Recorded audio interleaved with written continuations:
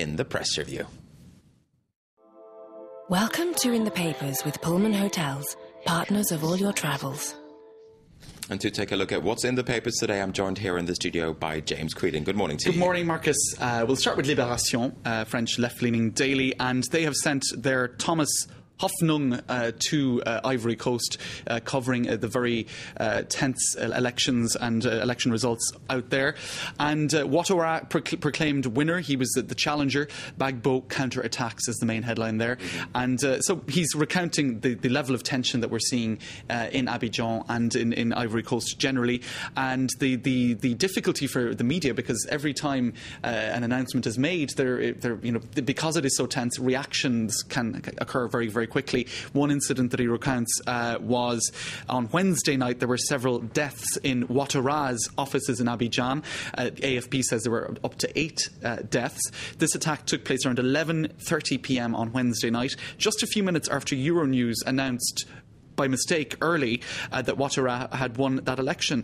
And so then the next morning at 7:30 there were reprisal attacks. So it's extremely, extremely tense, and that's the picture that he's painting. Well, all the at time, the moment, as you say, there are claims and counterclaims, and the effects of all of them seem to be deadly. Right, and as you were saying in the bulletin, the foreign media, foreign television channels have now been taken off the airwaves, perhaps because of those safety concerns, with people reacting so quickly. Now, we'll move on to another story in Libération, so we'll be keeping an eye on that one as it develops. Benjamin Biolay, he's a French singer. Now, he actually sued several media some months back, including France 24, for reporting about rumours linking him to Carla, Bruni, Sarkozy. Now, he's given an interview to the Nouvelle Observateur magazine, which has been taken up by Libération. He's saying that these rumours really upset him. He felt part of a plot to destabilise the presidential couple. And when asked by the journalist where he thought the rumour originated, he said everybody knows it was the Justice Minister Rachida Dati. Now, there have been all sorts of rumours about that as well, about the fact that she might have been at the origin of this, whether or not perhaps the Secret Service investigated it. There were even rumours that perhaps she was confronted by the Élysée Palace on this. If we move on to Le Parisien, Rachida Dati has decided to sue Benjamin Biolay in return. So this, basically, the story, the origins of the rumours surrounding the presidential couple, it's not completely gone away yet.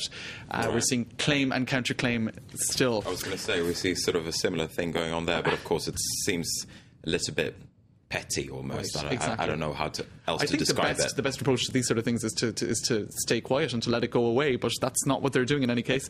Now, moving on to Le Figaro and a scientific discovery by NASA. Now, NASA have discovered at the bottom of a lake in California that arsenic can be one of the 6 components of life. They've discovered a new life form, and before it was thought that carbon, sulfur, hydrogen, phosphorus, oxygen and nitrogen were the 6 essential components of life. Well, apparently phosphorus can be replaced by arsenic, and these are experiments that have been taking place. It's supposed to be poisonous, no?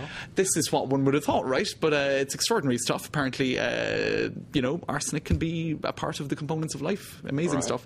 Now, I'm moving not sure on. if that's good news or bad news, or perhaps not very advanced life. We can put it that way. Now, moving on to Le Parisien, Cantona's call to withdraw money. Will he do it? Won't he do it? He's called on the public at large to withdraw their money from banks on the 7th of December as a means of collapsing the global economic system. Now, when asked whether he would do it himself, he said he would. So on the 7th of December, next Tuesday, Cantona is going to withdraw all of his money, all of his millions, and stuff it under his mattress. I have to ask you, how is he going to do that?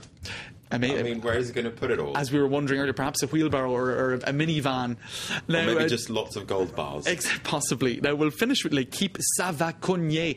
It's going to be a toughie. It's going to be a big, tough match. That's because, as we saw in the sports news, Gaël Monfils is to meet Mr. Djokovic, representing their respective countries' flags. The Davis Cup The Davis Cup, exactly, where you represent your own country. It comes up every 2 years. It's the 10th time France has been in the final. So, and he has told L'Équipe basically that he's afraid, but he loves to be afraid. So we'll see how he does. All right, there we go. Thanks very much, James, for talking us through the papers this morning.